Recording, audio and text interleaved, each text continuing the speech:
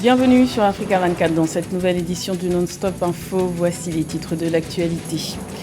Gouvernance et corruption ont fait l'objet d'une conférence au Botswana les 13 et 14 juin.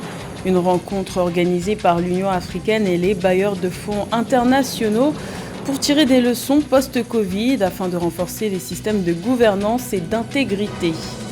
Le mandat de la MINUSMA sera-t-il renouvelé au Mali? La question se pose à 2 semaines de l'expiration du mandat en cours. Le vote aura lieu le 29 juin au Conseil de sécurité de l'ONU dans un contexte d'instabilité sécuritaire et d'augmentation des violations civiles. Et l'exploration pétrolière dans la zone économique exclusive des Seychelles est autorisée depuis mai dernier. Les experts estiment que les réserves pétrolières pourrait être de l'ordre de 500 millions de barils au large de cette nation insulaire.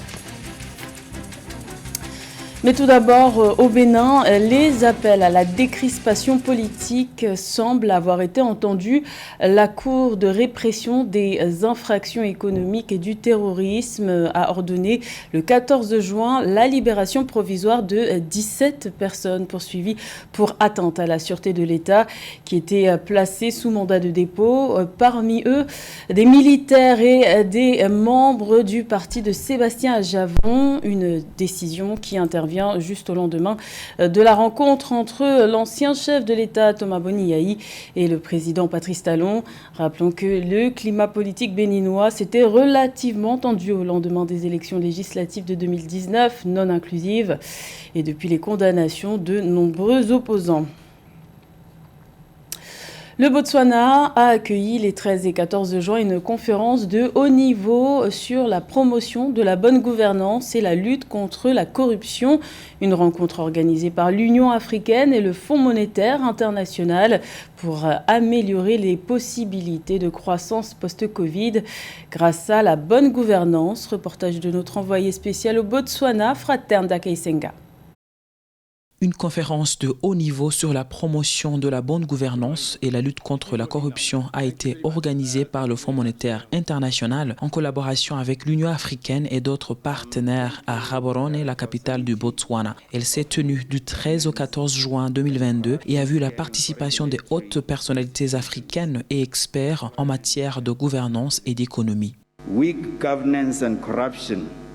Nous le savons tous, une mauvaise gouvernance et la corruption ont non seulement un impact négatif sur la prestation des services dans un pays, mais elles causent aussi l'augmentation des prix des services. Ceci affecte le budget du pays, étant donné les allocations d'argent aux projets gouvernementaux et aux fournisseurs des services qui ne génèrent pas les résultats escomptés. Alors que l'économie mondiale est fragilisée par les conséquences de la pandémie de Covid-19 et la guerre en Ukraine, l'Afrique a besoin de redoubler d'efforts en matière de bonne gestion des ressources financières comme stratégie d'adaptation. This issue is more than just about wasted money. La corruption dépasse la seule question du gaspillage des deniers publics. Elle érode le contrat social et la capacité des pouvoirs publics à faire profiter l'activité économique au bénéfice de tous les citoyens. Ce problème n'est certes pas nouveau et à l'heure où nous traversons plusieurs crises concomitantes, la pandémie de Covid-19, la guerre en Ukraine et les difficultés persistantes liées au changement climatique et à l'insécurité au Sahel, la bonne gestion des affaires publiques révèle une urgence inédite. Malgré les engagements pris par les dirigeants africains pour lutter contre la corruption, l'Afrique subsaharienne reste la région la moins bien notée du monde selon l'indice international de perception de la corruption de Transparency. Par contre, quelques pays se distinguent par leurs efforts à relever ce défi, comme le Rwanda, les Seychelles, le Botswana et bien d'autres. Pour les pays situés au bas du classement, tels que la Guinée équatoriale, la Somalie ou encore le Soudan du Sud, la voie à suivre pour sortir de la corruption endémique reste ardue selon les experts. Le Mali peut-il se passer de la MINUSMA présente depuis 2013 dans le pays? La question sera débattue le 29 juin prochain au Conseil de sécurité de l'ONU avec le vote pour le renouvellement ou non de cette mission de maintien de la paix dans un contexte d'instabilité sécuritaire alors que le Mali s'est retiré du G5 Sahel le 15 mai dernier et que les forces françaises rétrocèdent les bases militaires à l'armée malienne. Plus de détails avec Philomène Tine. La question du maintien ou non de la mission multidimensionnelle intégrée des Nations Unies pour la stabilisation au Mali, MINUSMA, se pose actuellement avec acuité. Au Conseil de sécurité de l'Organisation des Nations Unies, l'organisme qui a examiné ce lundi 13 juin la question de prolongation du séjour des casques bleus au Mali, pays confronté au djihadisme, va se prononcer par vote le 29 juin prochain. La décision de renouveler ou de non renouveler le mandat de la MINUSMA intervient dans un contexte de stabilité essentiellement dans le nord du Mali et dans le centre de la région de Mopti en raison des opérations militaires en cours. Donc ce non renouvellement intervient dans un contexte où nous sommes aujourd'hui dans l'impasse avec le J5 Sahel aujourd'hui. Donc la MINUSMA pourrait intervenir comme étant une alternative crédible dans le cadre de l'interconnexion des renseignements militaires entre les fuseaux Est et les fuseaux Ouest en tant que tels. Les membres du Conseil de sécurité de l'ONU ont exprimé leurs inquiétudes face à l'augmentation des violences civiles au Mali. Les auteurs présumés de ces agissements seraient des membres tant des groupes extrémistes que des forces de sécurité maliennes positionnées dans le centre du pays. En outre, 7,5 millions de personnes auraient besoin d'assistance humanitaire à travers le pays, selon les estimations sur la situation humanitaire au Mali en 2022. Dans l'architecture du mandat de la MINUSMA, les opérations de maintien de la paix se déroulent essentiellement au centre et dans le nord du Mali. Alors que face aujourd'hui à la pression des opérations militaires en cours, dans le centre et dans le nord, les groupes djihadistes de plus en plus, à travers les attaques répétées, se sont déplacés vers les régions du sud-est. Donc voilà autant d'éléments qui peuvent justifier aujourd'hui la redéfinition dans un cadre conceptuel et géostratégique de ce mandat qui doit pouvoir couvrir non seulement les régions du nord et du centre, mais également certaines régions, évidemment dans le sud. Présente au Mali depuis 2013, la MINUSMA compte actuellement près de 15 000 casques bleus et policiers. Toutefois, son mandat expire le 30 juin 2022. Les Seychelles célébreront la fête de leur indépendance de l'autorité britannique le 29 juin prochain. En prélude de ces festivités, gros plan sur les ambitions pétrolières du pays. La prospection pétrolière est autorisée depuis mai dernier. Près de 500 millions de barils pourraient se loger au large de cette nation insulaire, selon les experts. Les précisions de Nathalie Mo. En mai 2022, les Seychelles ont autorisé l'exploration pétrolière dans la zone économique exclusive de 396 000 km² au nord de l'État insulaire. Des études sismiques d'1 mois sont nécessaires pour déterminer la présence de réserves pétrolières dans un bloc d'exploration connu sous le nom de Junon, à 115 km au sud-est de l'île principale de Mahé. Selon le président Wavel Ramkalawan, les ambitions pétrolières des Seychelles s'inscrivent dans le cadre de l'économie bleue promue par le pays. Cela apportera un autre régime de revenus qui sera bienvenu, mais cela ne devrait pas changer notre stratégie économique. Nous sommes également très conscients des perspectives environnementales. Nous mettons donc en place des régimes très stricts sur la façon dont cela peut être exploré.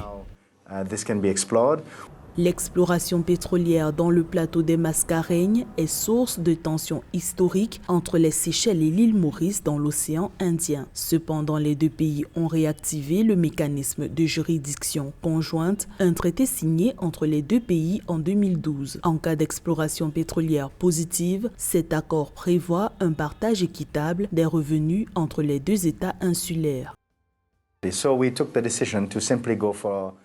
Nous avons pris la décision d'opter simplement pour le partage des bénéfices. Nous avons simplement dit que cette zone sera co-gérée par les deux pays. Toutes les ressources seront réparties équitablement. C'est la base de cet accord historique qui nous permet aujourd'hui de proposer des idées très innovantes sur la façon dont nous pouvons développer cette zone.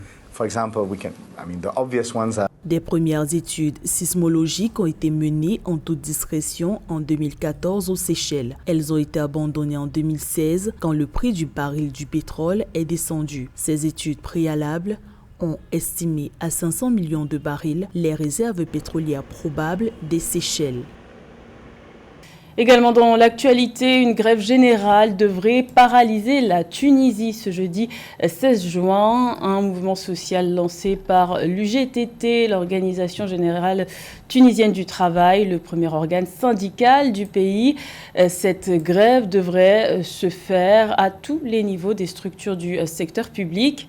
Les transports aériens, maritimes et terrestres risquent également d'être paralysés au cours de cette journée, ce qui impactera les voyageurs internationaux.